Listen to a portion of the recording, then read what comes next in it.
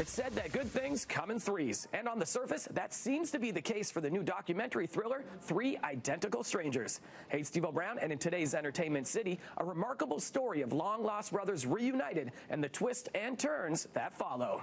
The parents had never been told that there were two other children. You thought you knew the story, you thought you knew where it was going, and it would suddenly shift somewhere completely different. I wouldn't believe the story if someone else were telling it, but it's true, every word of it. A story of three brothers, identical triplets separated at birth and raised by different families, completely unaware of each other's existence.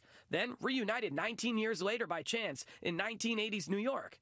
The events following and what led to them being split up is what first-time director Tim Wardle explores in his documentary, Three Identical Strangers. Winner of the Special Jury Prize at this year's Sundance Film Festival, Teri Hart sat down with Wardle to learn more. Sundance winner. The reviews out of this world. It's that documentary that everybody is talking about. Why is that? I think it's just such a great universal story and so surprising, so many twists.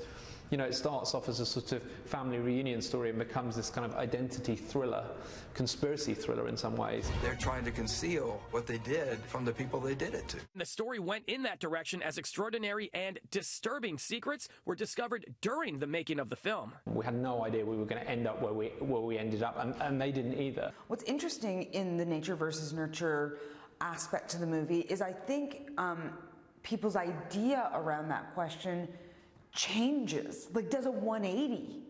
I hope so. I mean, I really, you know, making the film, we would change our minds almost every day depending on who we spoke to. You know, I think I went into the film very much on the kind of nurture side of things, thinking, you know, we can shape our lives and we can shape the lives of our children based on how we raise them. And then I've met various people making the film who don't believe that at all and think, you know, you're born with a set of pre-programmed traits, you know, based on your DNA. And the film kind of oscillates between those two opposing views of human nature. So suddenly find that you had two identical versions of yourself wandering around, living different lives, but with the same DNA as yourself, I think is just such a great conceit and just hooks public imagination. Three Identical Strangers hits select theaters Friday.